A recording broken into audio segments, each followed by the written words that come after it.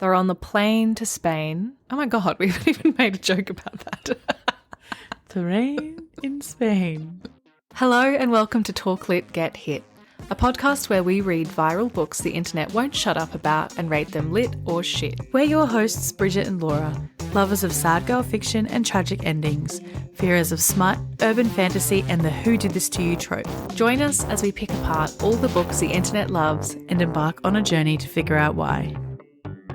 As is so often the case in February, love is in the air. Love is all you need, love is all around, love struck, love sick, epic love, real love, and so, of course, we had no choice, once again, but to read the most titillating, tantalising, and terrible book that BookTok had to offer us. This month, as voted by you, we are reading The Spanish Love Deception by Elena Armas. Bridget, hello. Oh, I got so excited then I nearly jumped in and ruined the hello. Oh my God. Hello. Hi. The weeks have flown by, but it has been a little while since we've caught up properly. Yes, I've been seeing a lot of people online saying that January felt like the longest month ever, and I think I have to agree. It hasn't been that long, but how are you progressing with your 2025 ins and outs? I actually had to go back and listen to the episode to remember what my 2025 ins and outs were because I'd already forgotten, but happily, quite well. My screen time average is not 8 hours. This week it was 6 hours. And I think that was including my laptop. So that's pretty good. Tick. And also I haven't been on Threads. So that's what I'm most pleased about. And I have been this close so many times. I'm like, no, I don't need to know. What other people say is none of my business. I'm really happy for you because I feel like it wasn't until you brought it up in the episode that I realised the trap that I do fall into with Threads, which is wanting to know more and inevitably being angered or let down. So annoying.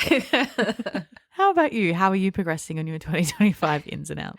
Well, likewise, I can't really remember many of them, but the bad news is that wind chimes are still ugly.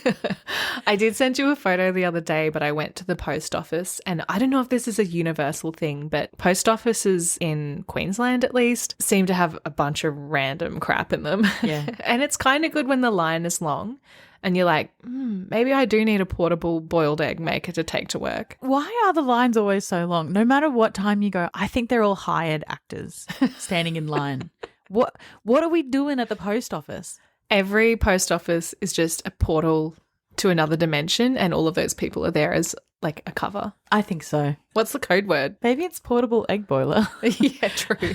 Maybe you have to purchase wind chimes. Oh, yeah. So did you see them at the post office? Yeah. That is weird. They were so ugly. They were like metallic, shimmery. I think it had like a gecko or something on it. And you know those like sort of, I don't know how to describe them, flat glass beads, like flat marbles that had a chokehold on. Like I loved them. They were so special to me in the early 2000s. Yes.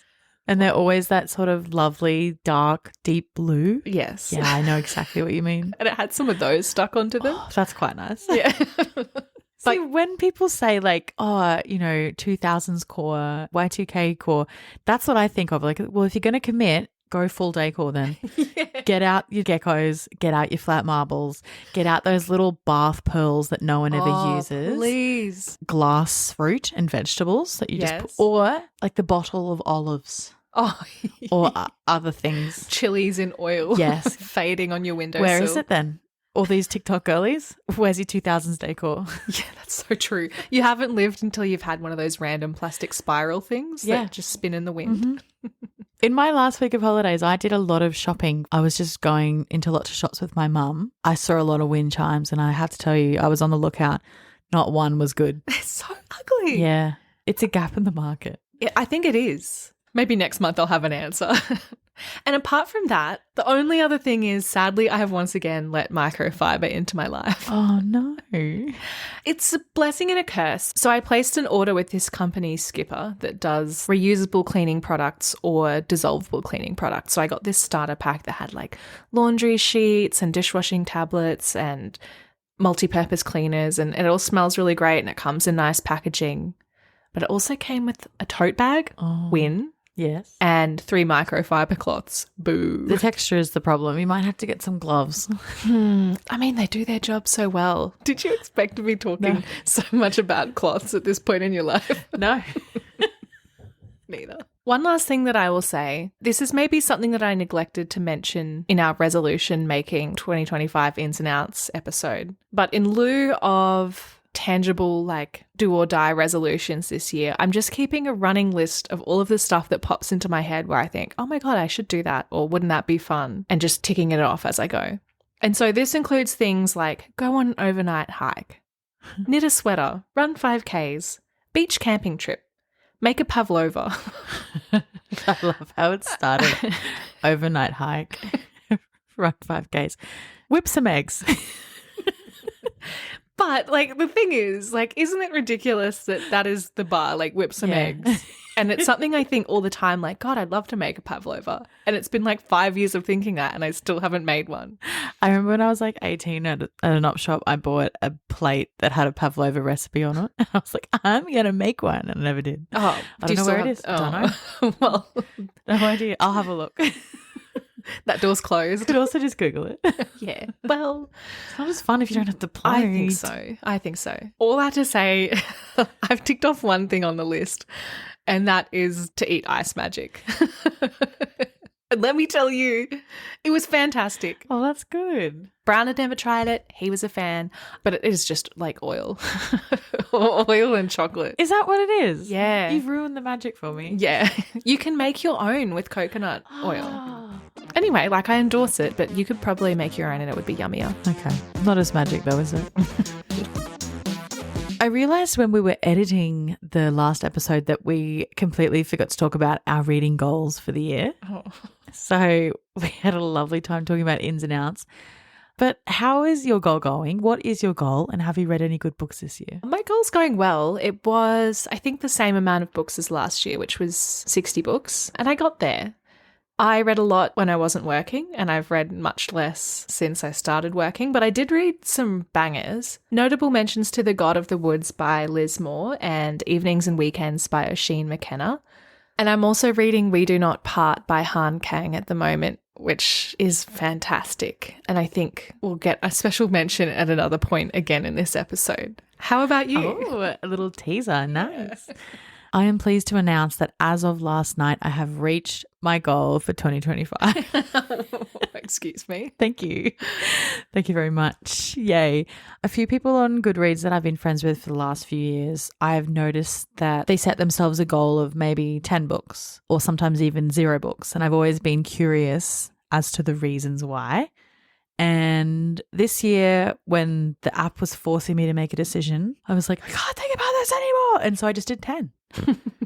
I've done it. That's amazing. It's great. Bad news is not really many good books since we've last spoken. So I did read Lapvona by Otessa Moshfegh at the start of January, and that was great. I also read The Message by Ta-Nehisi Coates, and that was fantastic as well. I have been reading a surprising amount of nonfiction. I read the Taylor Swift book by the Rolling Stones writer Rob Sheffield. It was all right. I've read Atomic Habits twice. I've read The Spanish Love Deception twice. And then the only other one was Orbital by Samantha Harvey, which was disappointing. Well, you had literally big dreams about this book. I did. In my dream I had a few weeks ago, because I was thinking about this book, I had it on hold in Libby and I sort of knocked it back the hold a few times. Side note, how good does that feel? Not right now. Come back when I'm ready, please. I said no. But I knocked it back a few times and then I had a dream about it. And the book that I wrote in my head that was Orbital was way better than what the book was. This is a Booker Prize winner. So maybe what my brain is telling me, my dream book could be a Booker Prize winner. Problem is also, I mean, it was lovely writing, but unfortunately it's about space. Who would have thought a book called Orbital with space-like images on the front cover would be about space? But it was. Not a space fan. Lock it in. Less space in 2025. I hate space. I'm terrified of space, so I'm there with you. Yeah, they were just literally orbiting around the Earth. And I was like, why would you want to be doing this? Ew. The truth lies in the title. It really does. There were so many signs.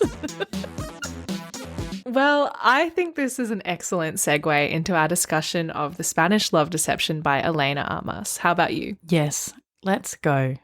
I can't wait. Okay, as always, before we get started, I would love to know what your initial thoughts, expectations, hopes, and dreams were for this book. I was cautiously optimistic about reading The Spanish Love Deception, even against my better judgment, because we have had quite a good run of surprising ourselves with romances that we have enjoyed for the last few months. We had Bride, we had The Hating Game. Can't think of another one, but I'm sure there was there another one? No, that's pretty much it. At the same time, I have seen a lot of negativity surrounding this book. I remember about 2 years ago, sort of when we were starting the podcast, I watched a Jack Edwards YouTube video where he absolutely slammed it. He called it dog shit. And that's really stuck in my mind. I found this book in a street library and I was like, I'm sure one day we'll read this on the podcast. So I was ready. How about you? I was feeling really similarly. I think last year I displayed a lot of character development in liking books like The Hating Game and Bride. But as we sort of have established, when we were due to start reading this, I'd just come off a run of like really excellent translated fiction and literary fiction and like a really good mystery. And so the thought of heading back to something in this realm was really unenticing to me. I actually hadn't really seen anything about it. You know, I see it popping up on lists and I know it's a BookTok book, but in terms of high praise or the lowest of low reviews, I hadn't seen anyone talking either way. I think we have received quite a few messages over the course of doing the podcast of people saying, read this book. We would love to see you tear it apart, which tells me, okay, maybe this book is of a certain standard. I think, yeah, I really wasn't looking forward to reading this. I had pretty low expectations. As much as we'd love you to stick around, this episode will undoubtedly contain spoilers for The Spanish Love Deception by Elena Armas. If you'd like to avoid them, press pause on the show now and subscribe so that you can come back and find us when you're done reading. In our episode this month, we may be discussing themes of disordered eating, fat phobia, and scenes of a sexual nature. Catalina Martin desperately needs a date to her sister's wedding, especially since her little white lie about her American boyfriend has spiraled out of control. Now, everyone she knows, including her ex and his fiancé, will be there and eager to meet him. She only has 4 weeks to find someone willing to cross the Atlantic and aid in her deception. New York to Spain is no short flight, and her raucous family won't be easy to fool. Enter Aaron Blackford, her tall, handsome, condescending colleague, who surprisingly offers to step in. She'd rather refuse. Never has there been a more aggravating, blood-boiling, and insufferable man. But Catalina is desperate, and as the wedding draws nearer, Aaron looks like her best option. And she begins to realise he might not be as terrible in the real world as he is at the office. Okay, with that out of the way, I wait with bated breath to hear how you feel about this book. And I don't think I'm going to be surprised. Laura, tell me your post-read feelings for The Spanish Love Deception. I know this is a huge statement, and I know I've been making statements like in this vein a lot lately, but I think this is my most hated book I've ever read in my whole life. I honestly feel like I could cry because I don't think I can express what I'm feeling. I have never wanted to stop reading a book so badly in my life. I just feel like someone tied me to a chair, taped my mouth shut, and I was just screaming for the whole time reading this book. I can't describe the feelings it unleashed in me. I'm obsessed with this. How about you? I mean, I'm right there with you. I don't think it's the worst book I've ever read, but it's pretty close. It's so bad. Isn't it just so interesting? I have dug deep trying to figure out what exactly it is about this book that has got me so bent out of shape. At no point reading this book did I feel anything other than absolute frustration or rage or just like full body exhaustion wanting this to be over. Exhaustion is a good word because it's so long as well. It's so long. Silly 500 pages. Okay. Let's dial it back a little bit and quickly just talk about the author before we get too into it. Good call. So, The Spanish Love Deception is the author's debut novel. It was independently published on the 22nd of February in 2021. And after it became popular on TikTok, the book was picked up by the publisher Simon & Schuster, and there was an audiobook released in November of 2021. It was a nominee for the Goodreads Reader's Favourite Romance in 2021, and it was the winner for the Reader's Favourite Debut Novel. Unreal scenes. In the category for the Reader's Favourite Romance in 2021, we had past podcast book The Love Hypothesis. There was a book by an author that I'm constantly slagging, It Happened One Summer by Tessa Bailey. Neither of those two won, and obviously this one didn't win either. But the winner was People We Meet on Vacation by Emily Henry. God. Yeah, it's Justice was served. And I would also say The Spanish Love Deception received less than half, so 40,000 votes. But I would say since then I have seen this book constantly on TikTok. But at no point did I really know what it was about other than what I would imagine based on the title and the cover. Yes. And I don't really know much about the author. I didn't really know much about the author either, but I did read an interview with her on BookTrib. I discovered that she has a degree in chemical engineering. So I was thinking, oh, that's a little bit interesting, like a similarity in some ways to Ali Hazelwood, who's a neuroscientist or something. No, a rocket scientist? She's really smart and she's a woman in STEM. Yeah, I couldn't tell you what she is, but we know she's a woman in STEM. Yeah, STEMinist novellas. She's a STEMinist. The only other thing that I took from that same interview, which we'll link in our show notes, is that the interviewer says, before becoming a writer and having your own novel released, you were also a bookstagrammer, promoting some of your favorite books, blah, blah, blah. How did you decide to start writing and publishing your books, and what advice do you have, etc.? And in her response, Elena says, there is a quote from a Hilary Duff movie from the 2000s that has always stuck with me. Never let the fear of striking out keep you from playing the game. You're not very pretty and you're not very bright.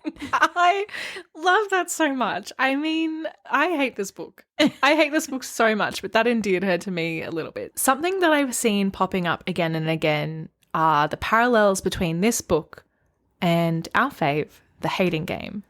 And so I thought we could maybe start with like a brief overview of what actually unfolds in this novel and compare it to our fave. A reviewer, Miller, on Goodreads has called it the poor man's hating game. And so just off the top of my head, Catalina faints in the office and Aaron's taking care of her. Kind of mirrors that one where Lucy is like vomiting and Josh is looking after her. It's obviously a workplace romance, date for hire. She had to get in his car because it was pouring down rain. Yes. A bad father. Yes. He's an enormous man. She's the tiniest girl. They go on a random holiday. Another similarity is the way that she treats her co-workers. So she was bringing in muffins for people. She was giving them megawatt smiles. Yes, and also the way that she was sort of like aware of her sexuality. Like, I'm a tiny hot woman.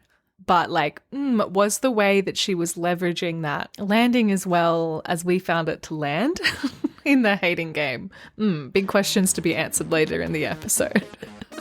Wow, the suspense is killing me. Oh, which way are we going to go? Should we start talking about our characters? Yeah, let's go. Catalina. Catalina. I have so much to say, but I happened upon a review on Goodreads by someone named Kyra that said everything I wanted to say and more. So I'll read it out. First up, Catalina. She is so stupid that it's painful to watch. She has the IQ level of a used condom. This girl is so dumb that if I saw her stick a fork into an outlet, I'd say this was one of her good days. This girl should be in history books because how can you be this brainless and stay alive on your own for this long? She's in her 30s. I think she's actually 28, but I would not trust her with a plastic knife. Do you agree with this review? I do agree with this review. I think that her personality doesn't make any sense. The things that she says don't match up with the things that she does. They don't match up with the perceptions and the opinions that her family has about her, and that doesn't match up to what her friends think. Well, her friend thinks about her, and that doesn't match up to what Aaron thinks about her. And none of those things match up to what she thinks about herself. And I think it's a convoluted mess of a character. She is a hot mess. And not even in an endearing way. It's just, let's chuck as many different tropes and stereotypes as we can at this character and hope that somehow makes her into a well-formed character. And it didn't. I don't know who she is. She's an idiot. That's exactly what she comes across as, just like an absolute unhinged, hapless idiot. I wrote that she is a self-pitying moron in an 100% self-created, completely avoidable situation, crying, why me? Yes. and she doesn't listen to anything that anyone says. She doesn't read any cues from anybody. She doesn't think analytically about a single thing in her life. She's like, if there was, I don't know, like if a wall was painted green, she'd somehow think that was done to hurt her. And she'd think, don't they know I hate green? Like I hate her. She's so dumb. I hate her so much. I think like a great example of what you were saying is in this bit, and I can't remember exactly, but you know, Aaron says, oh, you'll have a blueberry muffin, right? And she's like, what the actual freak? Like, how does he know I want a blueberry muffin? And he says, oh, you mutter to yourself a lot. And then she's like, are you a freaking mind reader? No, babe. He literally just says you talk and he listens. Like, that's how it works, getting to know someone. And also, that's how a normal conversation works. He says, you like blueberry muffins. Her face looks confused. She doesn't say anything because she's having these rambling thoughts. She doesn't answer him. And then he's like, oh, I know that because you talk. Like, she is always in her head and nothing ever comes out of her mouth. That's such a way. But then at the same time, the whole book is dialogue.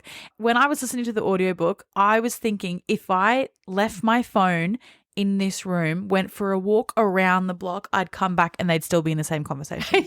Yes, that's exactly right. I think each chapter just like percolates on one conversation or one thought that she is having, and they stretch it out over like 50 pages. And it's funny because like one of my notes is too much dialogue and then another one is too many thoughts. It's the too much of both and there's nothing good about it. Yeah. And at the same time, also one of my notes was that even Anastasia and Nate spoke more than these two. Like, what are they saying to each other? I don't know. And then when they finally get together, because of course they do, they just sit. Actually, no, scratch that. Before they even get together, when she still thinks, I hate him, he hates me, even though he's never done a single thing really to show that he hates her, they just sit there and stare at each other. That's all they do. Always just looking into the eyes and they're just staring the whole time.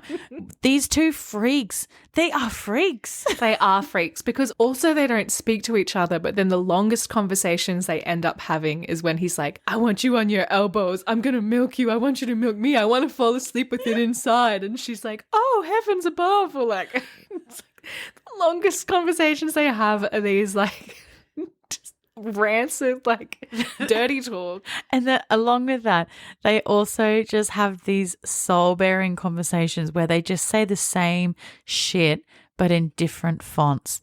Like they're like, you are my life now. I have never known anything like I know you. And then 5 pages later, you are my life now. I have never known anything like I know you. It's the same shit, but they just say it in different ways. And I was so sick of reading like, his voice was quickly becoming the most familiar thing to me in the world. I love his voice. His voice is so sexy. He's so tall. I love his voice. Was there an editor is my question. I don't think I've ever read a book where more stuff should have been cut out of it. 3/4 of it at least shouldn't have been there. Like it was unnecessary for everything else that unfolded in the book. I think we've forgotten we were talking about Catalina, so let's take it back to her for just a second. Characters like this are what give millennials a bad name. So we had the talk about Disney. Oh. She was shocked that he knew of The Lion King.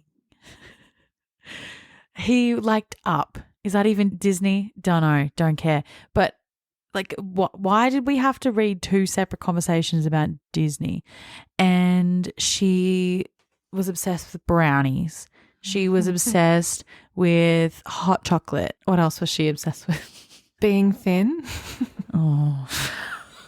I think we do need to revisit the Disney conversation because I think it shows what a simple, simple girl she is. And it kind of wraps up all of the elements that I hated about this book, which are like the meaningless natter between them, her incessant inner monologue, and just like too much time spent on the dumbest things. This is going to be a bit of a long one. Aaron appeared in my field of vision, coming to a stop in front of me. Are you referencing Mufasa's death? My fingers stopped working, hovering above my temples. You like The Lion King? Of course. Any other Disney movies? I was tempting my luck here. Aaron's expression remained serious. All of them. Shit! Even Frozen? Tangled? The Princess and the Frog? I asked, and he nodded. I love animated movies. They take my mind off things. He dipped his hands in the pockets of his jeans. Disney, Pixar, I'm a big fan. This was too much.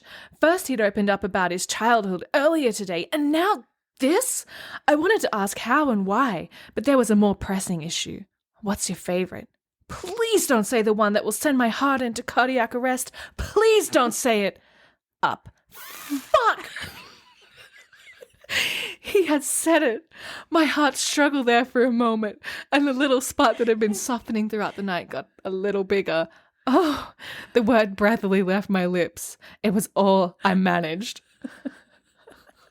Are you for real? I would love to do a quick survey of everyone listening right now. Put your hand up if you've never seen or heard of The Lion King. Yep, that's right. No one.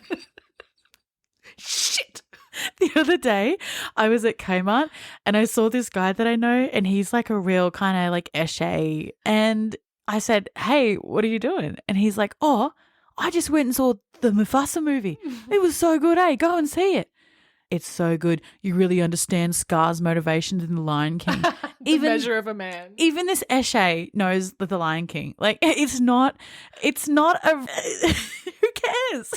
I have been taking your advice, and I've been leaving myself voice memos and then reading the transcripts throughout the process of reading this book. And I'm spiraling hard in all of these voice messages. They normally start with, I hate this book, and end with, I hate this book. And there's a lot of swearing in between. One of them says, I think the senseless and incessant chatter that Catalina persists with has really rubbed me the wrong way. It reminds me of some people I know. I hate every thought. I hate every single thought that passes through her head. This book, ... I don't want to do this podcast anymore. That's how this book makes me feel. Genuinely reading this book, I'm like, oh my God, I can't do this anymore. I don't think I can keep doing this, and this is her fault. It makes me feel bad to say that I don't like her, and I don't like these jokes, and I don't like this humor, because there are people like this in the world, and they're not bad people. No. And look, I was reading the 5-star reviews before, and I did say something like, do these people have a brain or something like that? Because there were so many people that were like, I love this book. I've read this 17 times and I love it. And I mean, good for you, but why? How? I don't know how. I just don't understand what you're getting from it, because even in this realm of fiction, there's so much more on offer. I mean, I know, like, you know, that's the beauty of art. Everything's subjective. But it's like, really?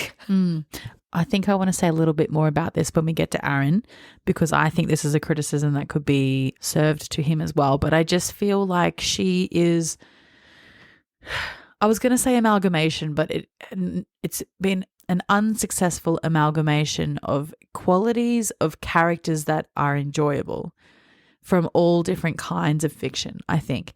And I don't think any of it really like formed itself well enough to make me aware of who this character was.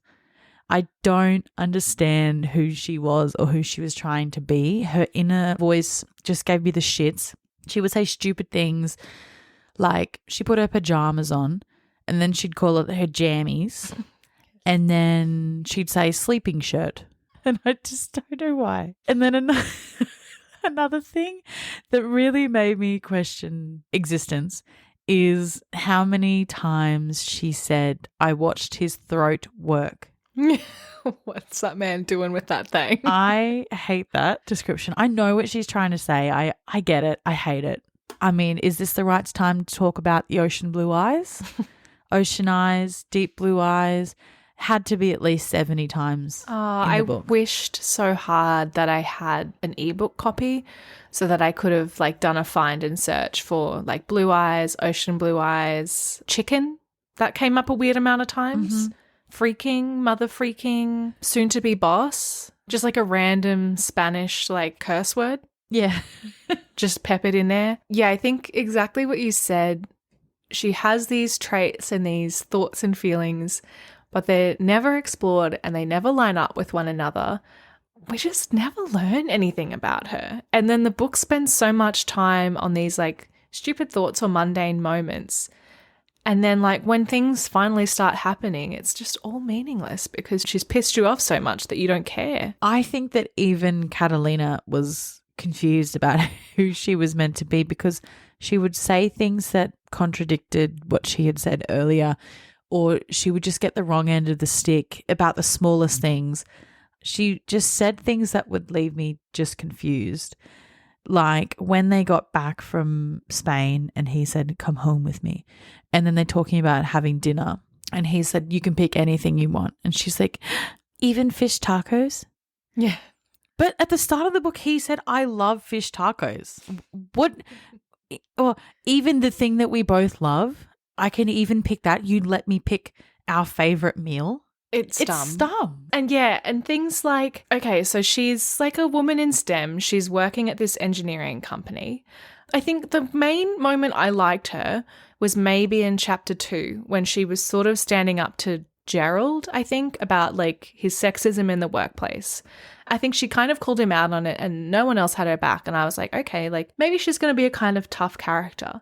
But then from there, she just sort of makes herself so stupid and so small and has these thoughts and these things that come out of her mouth that don't align with this impression of herself she's trying to give. Like there's this random line in chapter 4 or 5 or something where she's like, it was ugly and miserable, just like I was. And I was like, excuse me? And then she says something crazy like I was at my lowest and she starts like smashing her head. Yes. She starts smashing her head on the desk and the description on the page is like bang, bang, bang. And she's like yelling at herself in Spanish. Like she's actually, that's insane behavior. She's meant to be sort of leading projects and this decisive, headstrong, like don't buy my cookie. Like I can do it. Anything a boy can do, I can do better.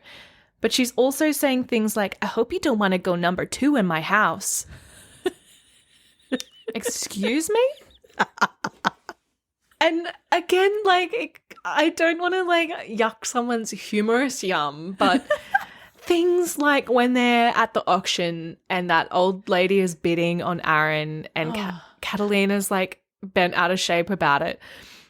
And then she says something like, oh, I wanted to poke my tongue out at her, but I knew that would be 10,000 shades of inappropriate. Like, is that the worst thing that you can think of? That's the worst, craziest thing you can think of. You are so dull. It is so funny that you just said that because I forgot all about that auction. When you said auction, I was like, what? And I read this book twice. So there's so many things in this book that I think if they had been given a little bit more care or a little bit more thought had gone into the way that they were constructed, it would have been a really good story. I think the workplace drama with Gerald would have been so interesting. I think exploring the idea of a Mrs. Robinson type character at the auction would have been good. Like, why was he so shaken by whatever happened last year? Like, it was built up to be this big thing and then it was just like, oh yeah, she didn't like it because I took her to the pound, basically. Out of context. And she wanted to go juicy. to Pound Town, but we just went to Pound. Nice work there. The whole situation with Danielle, like that whole thing. I mean, the dad's cancer diagnosis, all of these things are elements that can make a story great and provide tension and provide plot. But it would build, and then it would just all come crashing down. Yeah. I mean, like, I think a perfect example of this as well is when, like, spoiler alert, over 3/4 of the way through the book, they finally kiss and smash, like, in very quick succession.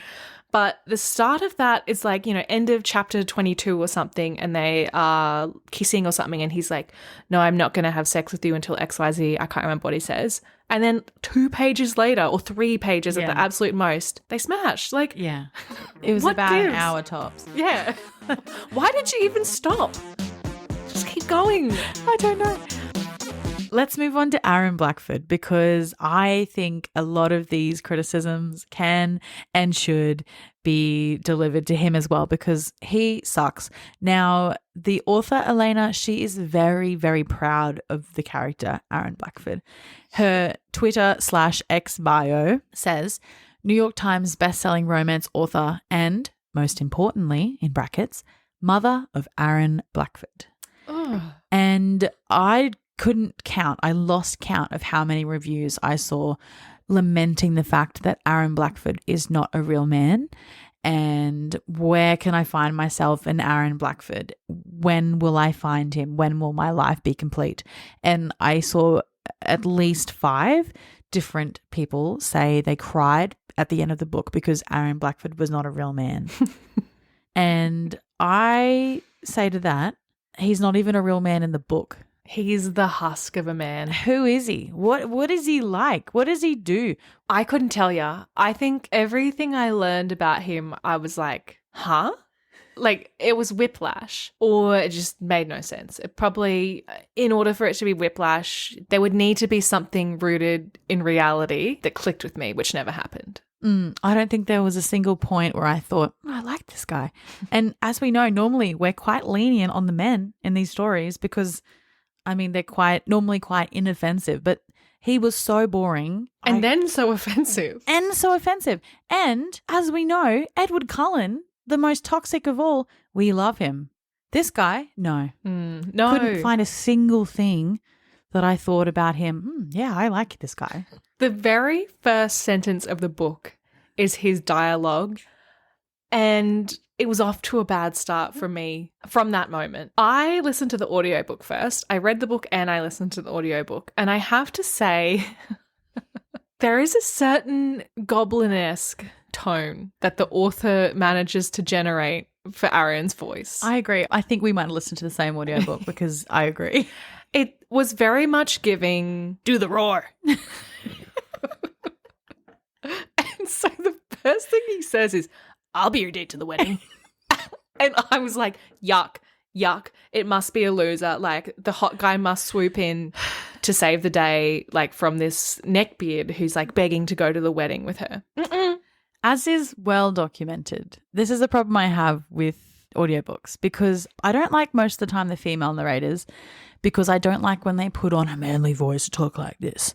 That is gross. But also what's grosser is there's a man narrating the audiobook, as we know, as I've complained about many times. But I think the audiobook this time, luckily, was of the same quality as the book. So it didn't ruin anything for me this time.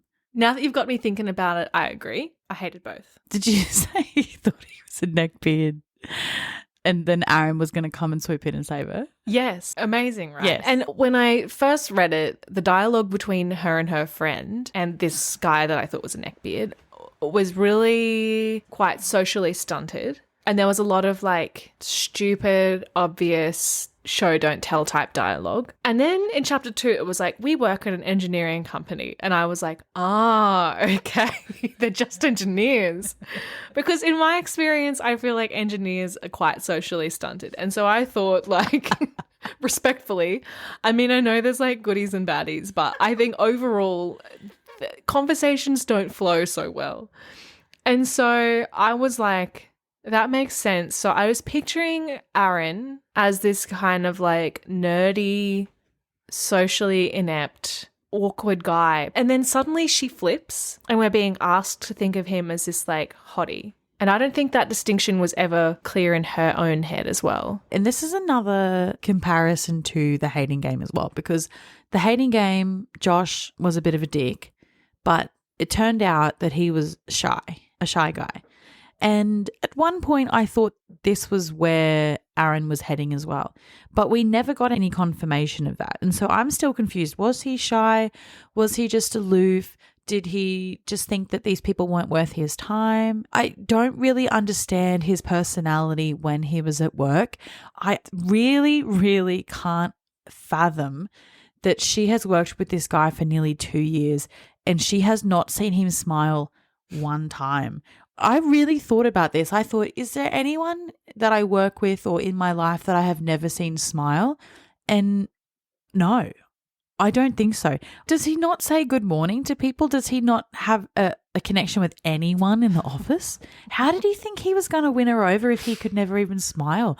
The first time she saw him smile was when he was on the stage. Has nothing pleasant remotely ever happened to this man? 2 years, and apparently he's a workaholic, so she'd be seeing him all the time. Following on from this point was my next question. So as you said, there was quite a sudden flip of this guy sucks, I hate him, to this guy's hot, I love him. And the question that I want to ask you was, do you think that her attraction or feelings or her surprise love for him was genuine? Or was it Stockholm Syndrome, or was she just horny? I think a little of the last two. I think as we've established, she is like quite a simple girl with extremely low self-esteem. And so the journey that I would have liked to see this book take is her sort of being like, hang on a minute. I don't need to starve myself. I don't need to live in this lie. Like, my family should respect me whether I do or don't have a partner.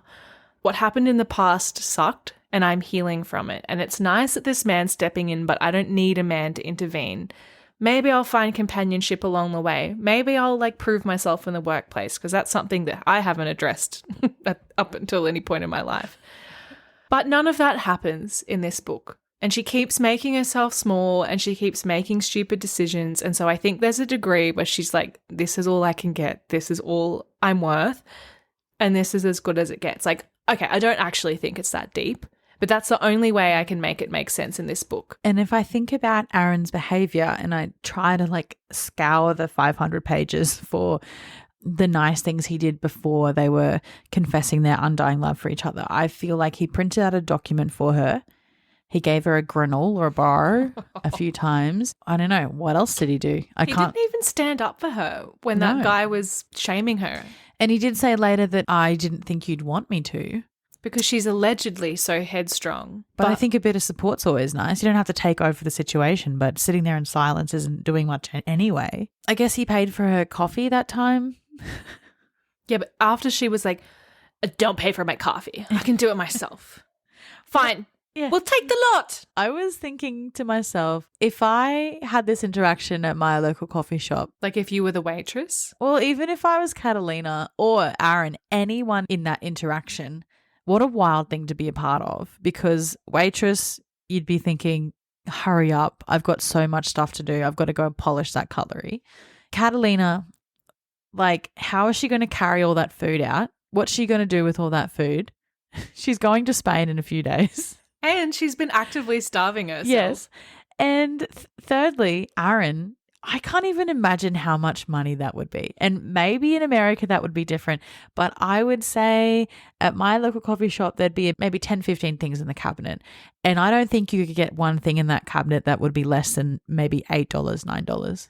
Yeah. That's a lot of money to spend on snacks when you're leaving the country in about 3 days. She's not for the people, that's for sure. I really do want to circle back to the granola bar because that was, again, so early in the book and just so painful to read. And you would think a scene involving a granola bar, how bad can it be?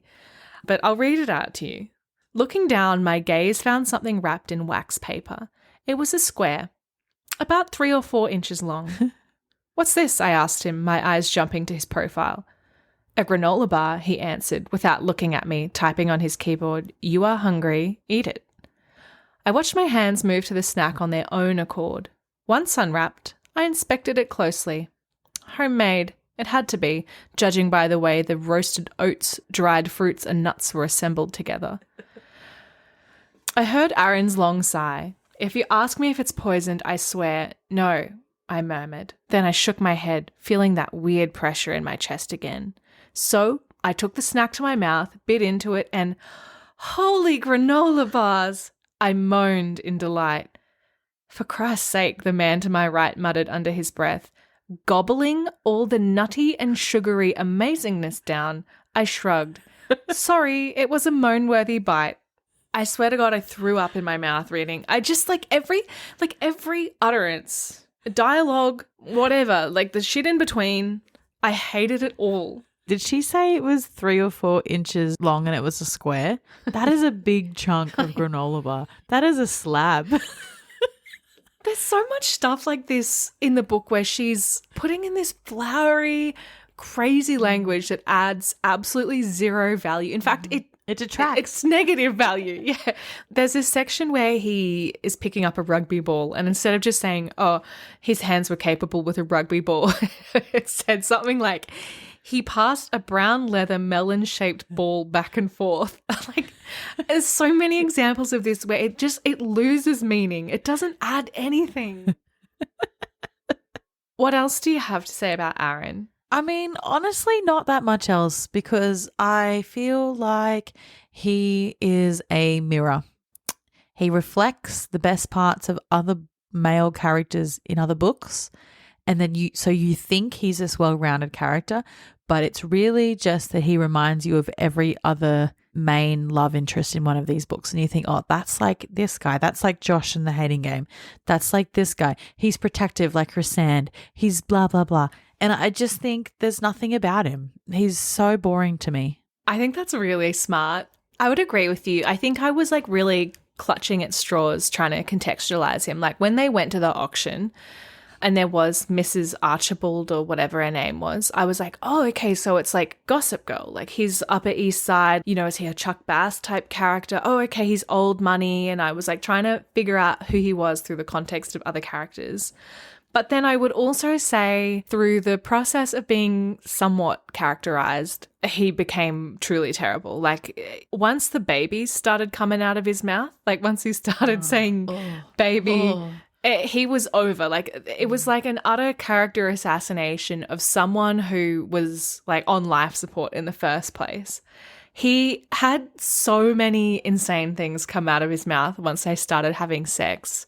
And I think this is something that we find very often in these types of books, that you can have a male character that's okay, normally they're quite bad, but then they become worse and they start saying ChatGPT generated filthy, dirty talk, which is obviously the point, but it just doesn't work. People can have sex with personality. And one of the craziest things he said when they were having sex was, yes, it's all because of you.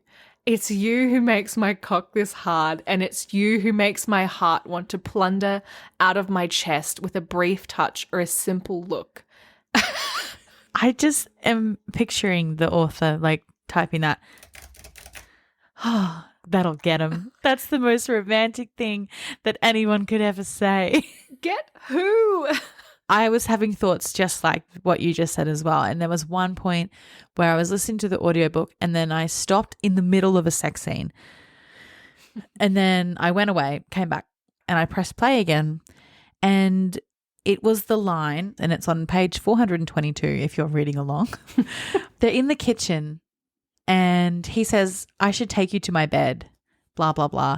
Whimpering, I pushed into his hips. He grunted and then reared back. I heard him unzip his pants. Then I felt his hard length against my ass. He moved up and down and I could tell he had just pulled himself out of his jeans. Hadn't even bothered to push them down or take them off. Madness. You know the times I have jerked off to the thought of you and your hands on your elbows? He passed his shaft along my ass, making me moan in need, or bent over my knee after getting all mouthy with me.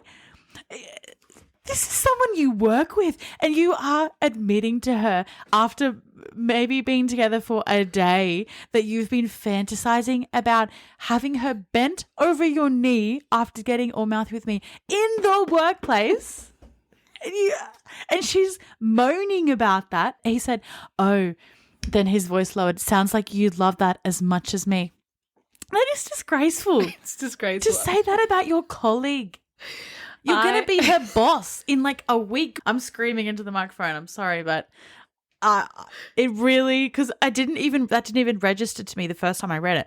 I was shocked. It's a shocking thing to say. I highlighted that same section, jerked off ? He's terrifying ? How degrading ?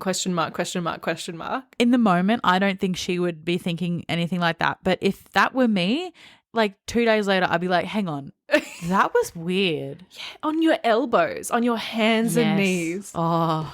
Can he not even, like, in his fantasies, he cannot respect her? Especially because he didn't show her any respect before all this came out, before they went to Spain. And she didn't show him any respect either.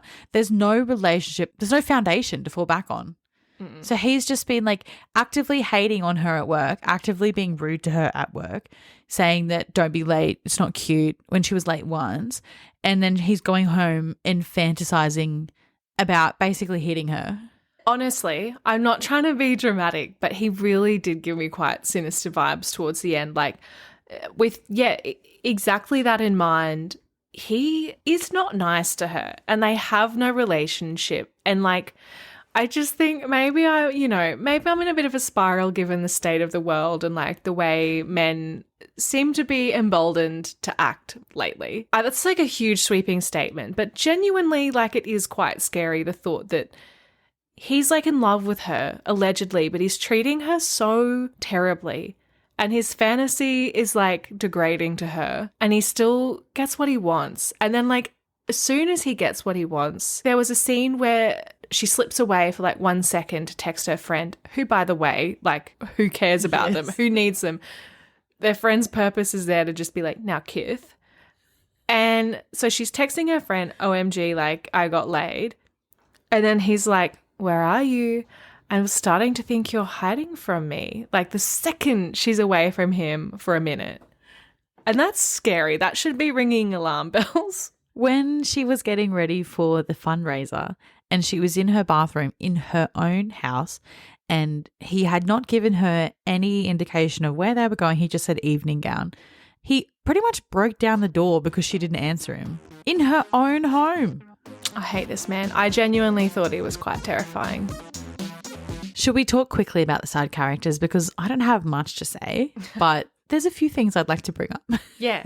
Okay. Outside of the fact that I thought it was extremely weird that her sister asked her more than once for a picture of Aaron's penis. Very, very strange. Maybe that's people's relationship they have with their sister. Sisters of the world weigh in. I personally can't see myself having that relationship with a sister. And even with a friend, I think that's like a pretty huge invasion of privacy, whether you're dating someone or otherwise. I think if it's an unsolicited dick pic, then it's your choice to show it to whoever you please. But I think that's really questionable behaviour. And it didn't seem like there was a precedent for this kind of conversation between them either, because obviously she's been single for 6 years since she met Danielle and all that happened. And out of the blue, that's the first thing you ask.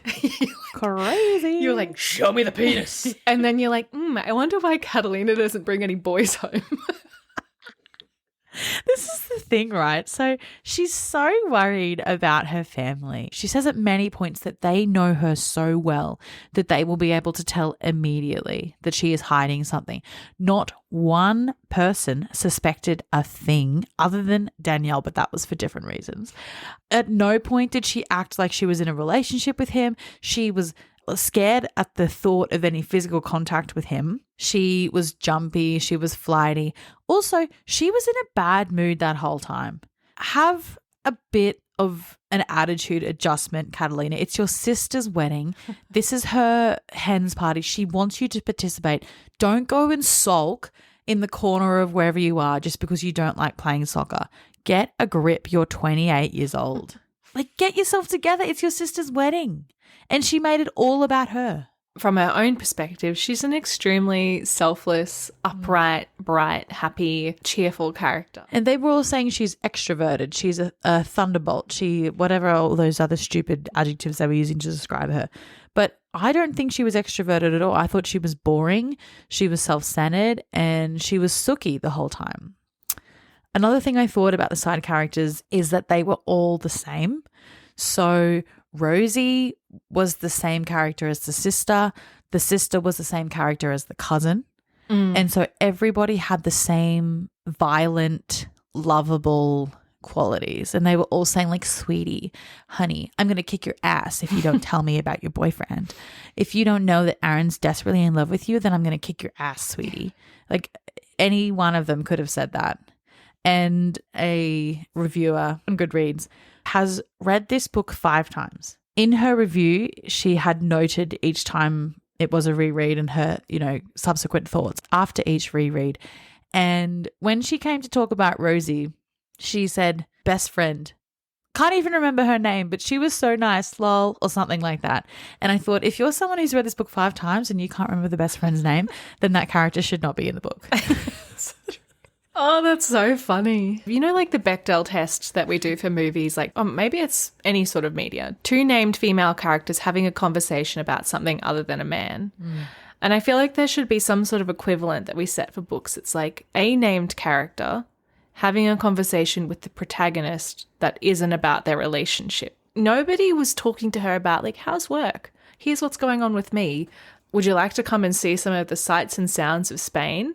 Everyone was just like, that man loves you. Go get your guy. It was just, they were just all there to enforce the like good plan, like great relationship. The representation of Spain and Spanish culture was something I was kind of wondering about as well. And obviously it's not really for me to comment on, but Elena Armas is Spanish, which I found to be surprising once I discovered it.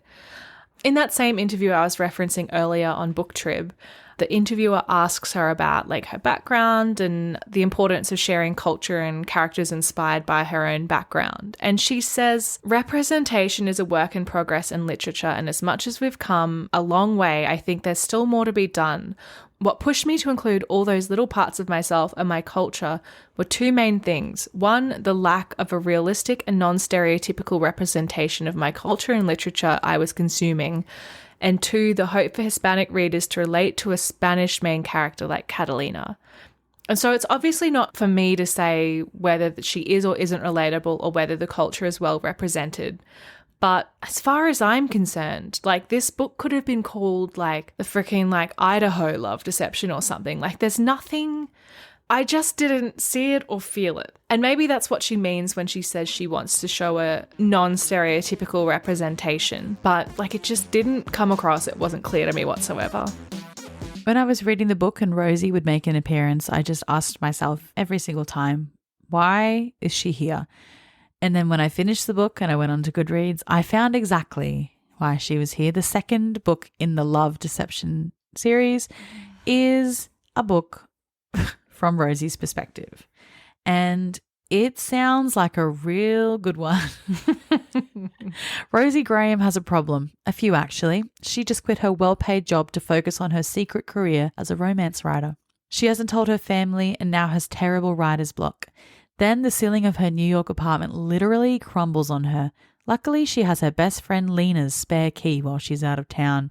But Rosie doesn't know that Lena has already lent her apartment to her cousin Lucas, who Rosie has been stalking, for lack of a better word, on Instagram for the last few nights. Lucas seems intent on coming to her rescue like a Spanish knight in shining armor. Only this one strolls around the place in a towel and has a distracting grin and an irresistible accent. Oh, and he cooks. Sounds awful. Won't be reading. No. I actually, like when I was looking for this book, I was looking on Marketplace and so many came as a set, like Spanish Love Deception and American Roommate Experiment or whatever you just said it was called. And I was like, no, absolutely skip. I will never, why would I purchase the second one? So this is just another subpar romance book where they spend a lot of time setting up for future cash grab books where they write a whole story about someone who was so boring that they shouldn't even be in the first one. I was wondering if you had any ideas for what she could call the third book in the series. So we had the Spanish Love Deception and then we had the American Roommate Experiment. I was thinking like the Italian Criminal Investigation or something. What do you think her next one should be? A Russian mafia showdown or something. It's a pretty good recipe because she's got a lot of countries she could do this for. Yeah. She could keep going for a long time. The Macedonian mace spray incident. The Sydney hostel incident. Yeah, she could even branch out to cities. Yeah. Why stop there? The Toowoomba Range breakdown. It was so funny. I don't know if you picked it up in this book, but we did actually get a title drop. Yeah. Which is, I don't think you really see that in a book that much. You see it in like movies and songs and stuff, but it was a bit of a shock to me. How can we keep up this Spanish love deception? Sort of reminded me a lot of 50 Shades of Grey. 50 Shades of whatever it is, fucked up. Yeah. 50 Shades of sick and twisted. 50 Shades of wrong.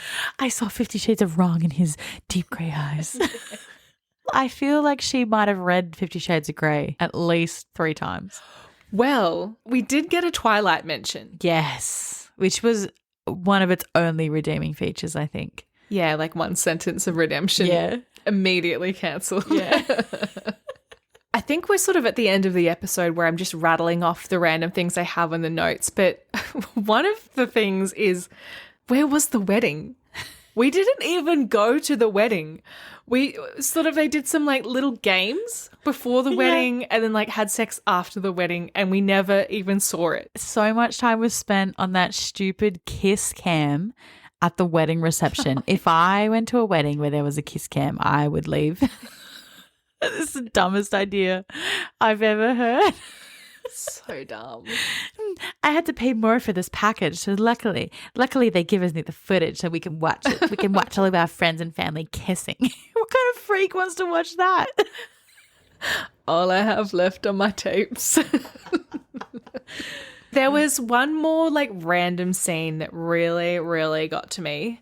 It was kind of similar to things we saw in Icebreaker, for example, where at the start of the page she's like, oh, I hate him. Why does he look so good dancing? I hate the thought of not being with him, like over the course of a page. And so this is in chapter 14 when they're on the plane and it starts off, her saying like, oh, he's so irritating. And then she says something like, oh, I really don't know how we're going to convince my family an international war isn't going to break out between us, which, first of all, babe, like, I don't know where you're getting that because you guys actually, like, quite genuinely, they have not had a single argument up to this point. I have not seen them have a single argument. All that we have had is her telling us how much he annoys her. And him saying things like, you're a ridiculous woman when she has packed backup outfits for a wedding, which I think is quite a sensible thing to do. This passage is quite long and it comes in chapter 14. They're on the plane to Spain. She's like giving him a pop quiz on all of her family and family members. I would have instantly criticised his pronunciation if not for what he did next and the shock that it induced in my body. His arm rose in the air, his big hand reaching for my face very slowly. My eyes switched from that hand to his face, finding his gaze fixed somewhere just above my chin. And then, before I could stop what was about to happen, his thumb made contact with my skin. Very softly, he was brushing my cheek, very close to my mouth. All and every complaint died and went up to heaven the moment his finger swiped over my skin.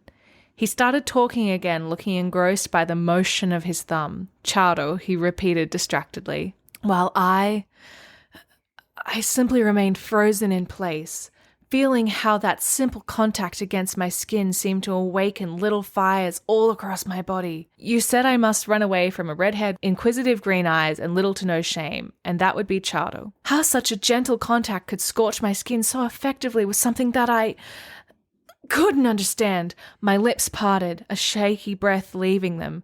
Only then did Aaron's eyes look up and meet mine. My blood swirled, rising to my neck, my cheeks, my temples, spreading out as I held his gaze, the blue in his eyes turning a little darker. When Aaron looked away, just as he retrieved his thumb, I felt myself relax. But it was short-lived because as soon as my gaze fell down and found his hand as it hovered in the air, I discovered with horror that there was a single smudge of chocolate on his thumb. Chocolate which had been on my face less than a couple of seconds ago. Oh, Lord. And yet, what almost knocked me off my seat and onto the carpeted floor of the aircraft turned out to be something else entirely. Not the knowledge that I had been talking for a small eternity with cake hanging from my face. Nope. Or the knowledge that I had done so in front of Aaron, who would probably use this against me in future. No. What almost knocked me on my ass, if not for the seatbelt, was Aaron parting those lips that was so often pressed in an unamused line and licking the chocolate clean off his thumb. Chocolate, which had just been retrieved from the corner of my mouth. A riot of emotion burst inside my belly as I watched his throat gulp it down, appreciation flashing through his face, and holy shit, I just stared at him, completely ... enraptured, utterly shocked. I should have been appalled, but I wasn't. My brown eyes were now fixed on Aaron's mouth, noticing how all the heat that I'd felt in my face traveled around my body to all kinds of interesting places, all while keeping my eyes where they were, on his lips. Kill me. That was almost 2 pages long. That was amazing. Almost 2 pages long. For one thing, also, may I remind us all, that's her colleague and soon to be boss doing that. Can you imagine? No. Eating a crumb from someone's face? That's disgusting. I wouldn't even eat a crumb off Brown's face. Yuck. I also think that she skipped over the fact that they were in first class way too quickly. That should have been what you focused on. I was focused on that. That's Tell my us dream. about the sights and sounds. That's my dream. Okay, Bridget, it's that time of the episode where we have to list our favourite and least favourite characters. I know it's going to be hard, but could you give me your favourite? No. I can't. Not a single name is coming to my mind. How about you? I might just copy yours. Maybe the lady working at the cafe out of sympathy and solidarity. Oh, yeah, her. Yep. What about your least favourite? I think it has to be Catalina, purely for the reason that we had to be in her head. If it was Aaron's book, it would be Aaron. Can you imagine? Yeah. That would be even worse. I do not want a Midnight Sun of this. That would be awful. I can't believe I just put that out into the world. Oh, I did not claim this energy. No. How about you? Who is your least favourite? You took the words right out of my mouth. Exactly what you said, word for word. Nothing to add. To end the episode, before we give our lit or shit rating, I just have a small section of a review from Emma on Goodreads. And Emma says, finishing this rom-com felt like taking a semester-long intensive course in the anatomy of the fruit fly. And that's how I felt both times I read it. I felt drained. I felt upset. I felt let down. I felt disappointed. I felt angry. I feel exactly the same. I think often sometimes I have a tendency to be a little bit superfluous or dramatic for podcasting purposes, but I finished this book at least a week ago and I have sat with it every day since then and my feelings have only strengthened and solidified. I really, really, really did not enjoy reading this book. And I love to be balanced wherever possible, but I just can't with this. I just really struggle to see what you would enjoy in this book. Did we say one positive thing? I don't know if we did. It's light. Yes. If you're willing to sort of let go of reality somewhat and just have a sort of no bones, no thoughts, just vibes reading experience, then you might find a little bit of fun escapism in this book. But I still struggle to see how. Saying all that, little shit. Shit. Shit. Yes, it is so shit. Actually, has it been a while since we've had a unanimous shit? What's the last book we had that was a double shit? I think it was Atomic Habits. Oh. Wasn't it? I think so. I forgot about that. Well, okay. Like Mufasa in The Lion King, it's time now to say goodbye. For the short and sweet month of February, we won't be releasing a bonus chapter episode, but our book for March is The Housemaid by Frida McFadden. Have your say on what we read next by keeping an eye on the link in our show notes and on our socials. Make sure you subscribe to the show, and if you want to be on the same page as us, follow us at talklit.gethit on Instagram and TikTok.